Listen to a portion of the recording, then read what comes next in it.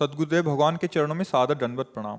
गुरुदेव भगवान, गृहस्थी में किसानी की सेवा है। पिताजी सहयोग करते हैं, लेकिन उनका व्यवहार दूसरों के प्रति गाली देना, अहंकार करना, निंदा करना, ऐसा वो करते हैं तो भगवत भाव हमारा छूट जाता है, क्रोध आ जाता है, जलन होने लगती है। क्या करें?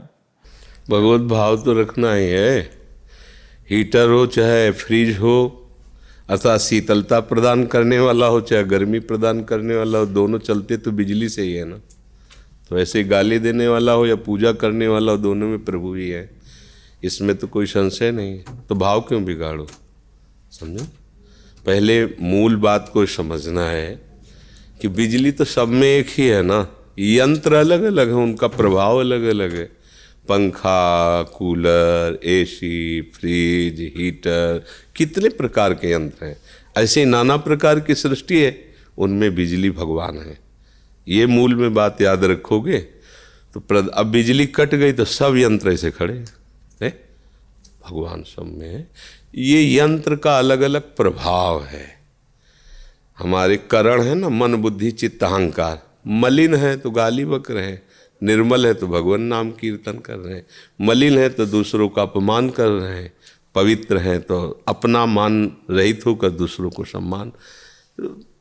ये गुण दोष है, तत्व उसी में वही है, भाव तो बिगाड़ना ही नहीं है। अच्छा, रही कोई भी बात की, जैसे किसानी है, व्यापार है, नौकरी है, ये सेवा है। हम सब भगवान के सेवक हैं, पूरी सृष्टि भगवान की है, अलग अलग डिपार्टमेंट बटे हुए हैं। कोई विरक्त है, कोई गृहस्थ है, कोई व्यापारी है, कोई किसान। उसी सृष्टि संचालक प्रभु की सब सेवा कर रहे हैं। आप प्रभु की सेवा मानकर किसानी करें, अतिथि और माता पिता का सम्मान करें। वो कैसे है नहीं देखना है। हम मूर्ति में सेवा इसलिए अच्छे से कर लेते कि मूर्ति कुछ कहती नहीं है, लेकिन मूर्तिमान प्रभु जब चलते फिरते माता पिता के रूप में है तो देखो, हमने देखा है वृद्धों की सेवा करके, वृद्धजनों की सेवा करो तो परिणाम में वो गाली मिलती है, क्योंकि वो भगवान ऐसा विधान रचते हैं। उनके पैर दबा रहे हैं, वो गाली दे रहे हैं। अब आपको गाली सह के चुपचाप सेवा करनी है। अगर उनकी गाली को सुनोगे तो फिर सेवा नहीं कर पाओगे। इसलिए मूर्ति सेवा से बढ़कर है ये मूर्तिमान जगत के चलते फिरते भगवान की। क्योंकि आप इनको प्रणाम मसाला नाटक कर रहा है, अब आपको लगे यार हम प्रणाम भी कर रहे ऊपर से गाली दे रहा है, तो फिर बात बिगड़ जाएगी। हमको बिल्कुल वैसे ही भगवत, बस इसी को टिका ले तो महात्मा हो गया। टिक नहीं पाता है, इसीलिए टूट जाता है, फिसल जाता है। एक बार हमको एक कथा में सत्संग में भी सुनाया है, जब हम गंगा किनारे भ्रमण कर रहे थे तो ब्रह्मावर्त बिठूर में गए, शाम का टाइम था। ऐसे गंगा जी की तरंगों का दर्शन करे तो बैठा हुआ था एक आदमी, उठ के आया हमारे पास लड़खड़ाता हुआ। हमें लगा शायद उसकी चाल ही ऐसी होगी, ये दिमाग नहीं गया कि मदिरा पिए, कि गंगा की लहरों को मदिरा पी के कोई कैसे देखेगा। वो तो नज़दीक आया तब गंध से पता चला कि शराब पे ऐसे किया। आओ तुमको एक चीज़ दिखाते हैं। नई अवस्था थी, कोई भय तो था नहीं, निर्भय स्वरूप था, शरीर में बल और ताकत थी कि अगर कोई किसी भी तरह तो एक थप्पड़ में ज़मीन में लौट जाए। ब्रह्मचर्य में जीवन था, अब तो किडनी फेलियर है का चलो, तो सावधान स्थिति में चले। वो भगवान के मंदिर में गया। जब भगवान के मंदिर में गया तो मेरी आस्था उसके प्रति की, शराब पिए तो क्या हुआ, स्थान में तो अच्छे लाया, देखो भगवान के श्री विग्रह का देखो। वहाँ हम देख रहे तो उसने कहा देखो ये मूर्ति है, तिल तिल काटी गई है लेकिन टूटी नहीं, तो आज ये ऊपर रखकर पूजी जा रही। और कहा नीचे देखो ये क्या है, हमका संगमरमर। ये क्या है, संगमरमर। बोले एक संगमरमर पैरों के नीचे बिछा है, एक मूर्ति में संगमरमर वही है, पर देखो काट काट करके, लेकिन वो टूटी नहीं, तो आज वो पूज रही है, देखो ये नीचे। बोले टूटना नहीं कभी। तो हमने उसको पंचांग प्रणाम किया था, जैसे गुरुजनों को किया था। ये लीला तुम्हारी कुछ भी हो भगवान, आप मुझे उपदेश कर रहे हो, प्रणाम किया। हाँ, उन्होंने कहा जीवन में कभी टूटना नहीं, वो बस अंदर से। तो जब हम अपने प्रभु को देखते हैं तो हमारे मंगलमयी बात उनसे मिल जाती है हमको। आचरण कुछ भी। एक बार परिक्रमा लगा रहे थे वृंदावन में, 20-25 वर्ष पहले की बात होगी, तो एक पीपल में सीधे जैसे जल नहीं चढ़ाया जाता, ऐसे वो मूत्रेंद्री खोल के मूत रहा था। महात्मा वेश में था। दृष्टि गई तो एकदम आवेश है, वो ऐसे मार गए में था गए, बाबा जी का भेष रखे, खड़े खड़े मूत रहा है। जानते हो अश्वत्थ वृक्ष साक्षात भगवान वासुदेव का स्वरूप है।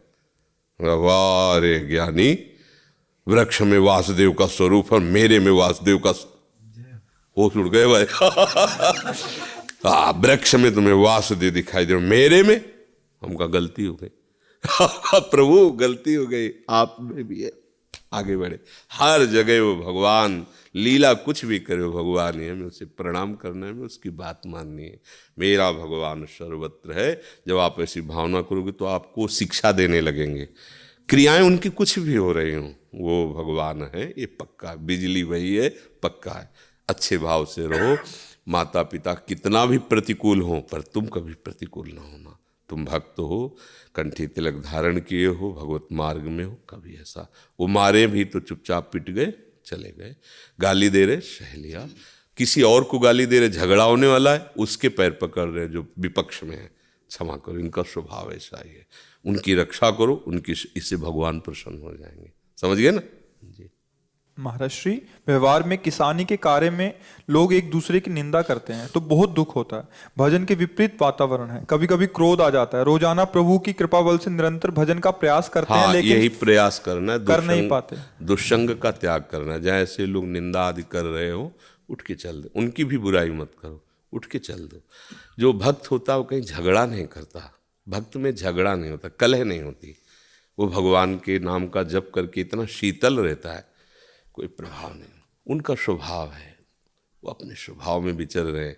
आपका उनके स्वभाव में स्वभाव नहीं मिलना चाहिए। आप अपने अलग भाव से रहो, नाम जप करते रहो।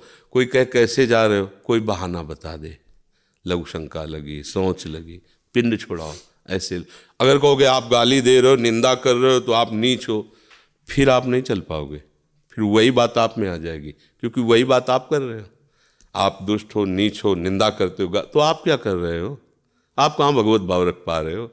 ना हमें देखना है, ना हमें छेड़ना है, ना हमें रुकना है।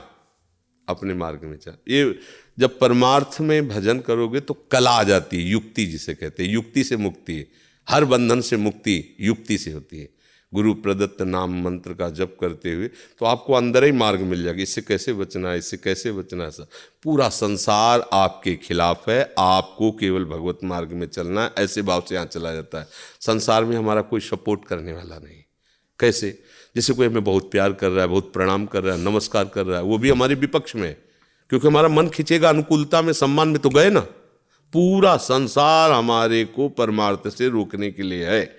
हमको पूरे संसार में न कोई शत्रु बनाना, न कोई मित्र बनाना, चुपचाप निकल जाना अकेले। प्रेम गलियति सांकरी तामे दो न समाये, कोई साथी नहीं मिलेगा। आप सोचो कि सब अनुकूल होकर के हमारे चले, हम फिर भक्ति करें, भूल जाओ। अभी क्या, जैसे जैसे कदम बढ़ाओगे वैसे वैसा प्रश्न आता जाएगा। बड़े बड़े प्रश्न आते हैं, बड़े बड़े संतों में आए। मीरा जी को देवरई ऐसा विरोधी मिल गया कि हाहाकार मचाया था पूरे जीवन में। नरसिंह जी की भाभी ऐसी थी कि विरोध ही करने लगी। प्रहलाद जी का बाप ही ऐसा था कि विरोध करने लगा। विभीषण जी का भाई ही था कि जो विरोध में खड़ा हो गया। घर ही में रच दिए जाते हैं। तो बस चुप शांत अपना काम बनाओ। हरे कृष्ण दोस्तों, आपको पता ही होगा कि कोविड के दौरान लगभग